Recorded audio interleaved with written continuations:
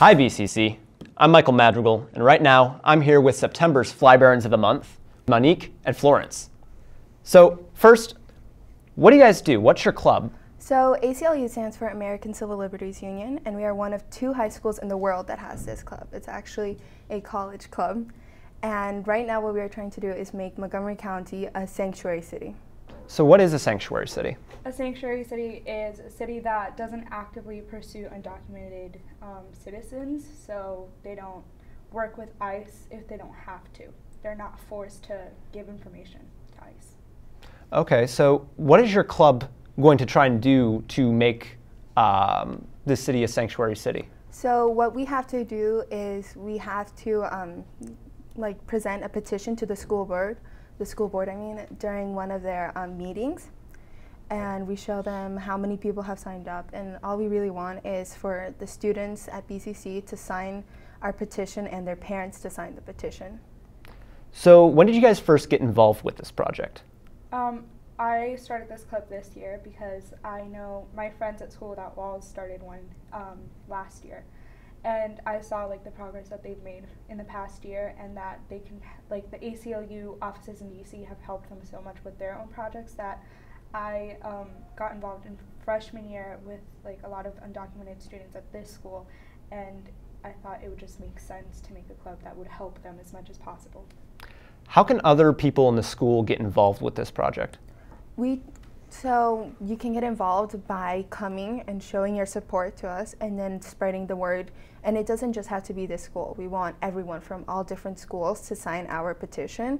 And just basically, if you tell your parents and your family members and your friends saying, oh, I have this, there's this club at our school and they're trying to do this amazing thing and helping us sign our petition. So when we present it, we have as much support as we need. So why should we try and make is it Bethesda we're making a sanctuary city? Montgomery County as a whole. Montgomery County as a whole. Why should we make Montgomery County a sanctuary city? Because it would be so much more efficient. It would help everyone feel included and feel safe. And kids, especially here at BCC, they don't have to worry about whether they're going to make it home to their families that night. They can just learn in a safe environment. What's the process going to be like turning Montgomery County into sanctuary city? Is there going to be any challenges you're facing? Yeah, for sure. It's going to be really long. We don't really expect to finish within a year. We expect this to be an ongoing process. But it's not only showing up to school board meetings, but because it's not just within the school district, it's more you have to get everyone, representatives, state representatives, congressmen, as many people involved to make this happen. So while we are still in high school, we can still make a large difference, and that's what we're trying to do. When will you know that your project has succeeded? Will there be an end, a finish line and a victory? For the sanctuary city? For the sanctuary city. When legislation passes and it's official. It's not like the DREAM Act where it's this arbitrary thing that isn't really a law, when it is actually being put into place. What would happen if we don't make Bethesda a sanctuary city? Well, with DACA ending right now, many students will get deported, and basically we will see our friends at BCC they will go away and they will be deported, and basically many more people will be deported and families will be torn apart. And we're trying to prevent that and make sure that everyone is safe. Why is this project important to you guys? Well, we are both Hispanic, and I have many friends that are undocumented, and for me it's more of ever since certain things have happened, like the election, we have noticed how many more Hispanics and Muslims and other people are being discriminated, and we kind of want to make sure that our school doesn't do that and we're not a part of that environment, and we kind of accept everyone and we're making sure that we are all protected. Yeah, and for me, my whole family and my friends, a lot of them are being affected by DACA, and also there's this idea that DACA only affects Hispanic people, but it's much more than that. I'm pretty sure there's even celebrities that are on DACA.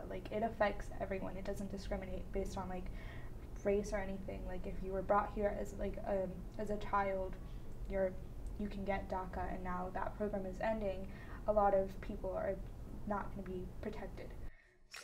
So just for the people that don't know, what is DACA? DACA is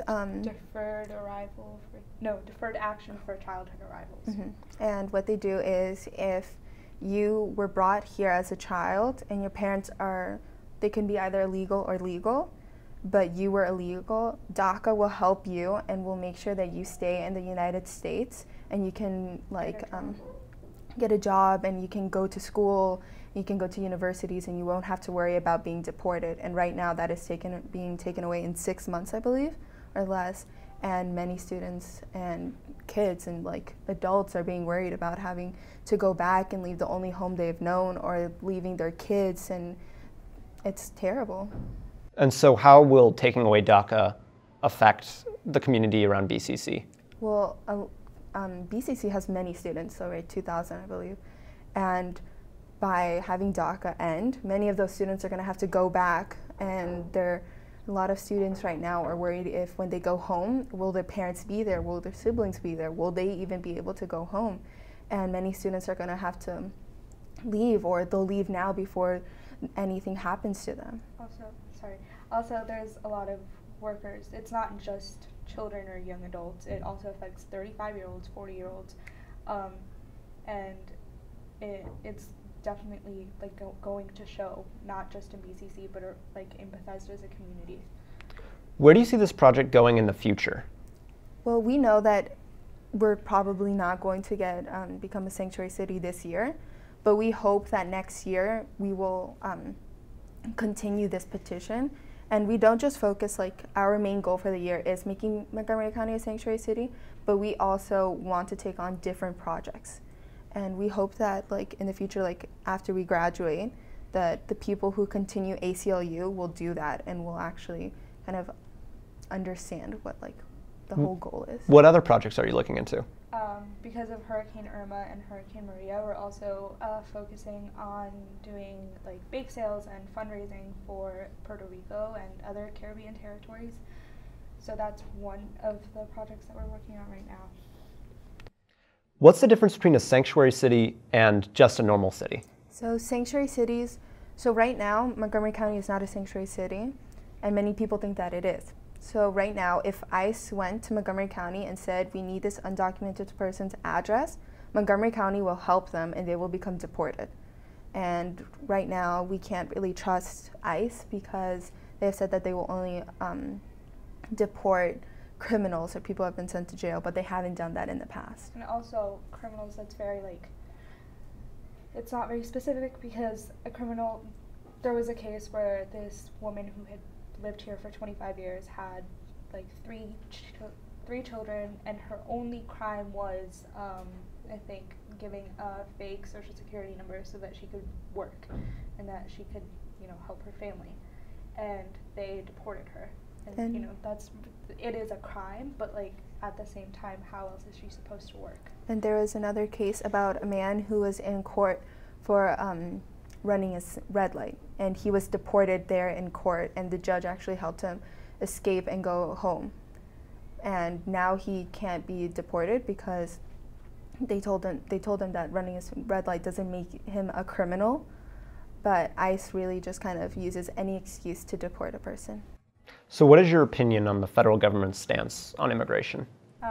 We think that there should definitely be easier pathways for people who have lived here for all their lives, or for more than 20 years, to become residents and then eventually citizens. I know my aunt, my uncle, my grandfather came here when they were very, very young, and they became residents after 20 years, and now they're citizens. And some of them still aren't citizens and just residents, but they lived here all their lives. They've worked here all their lives. They know the language. They have adapted to American society, and it still has taken them over 30 years to just be able to travel to Canada.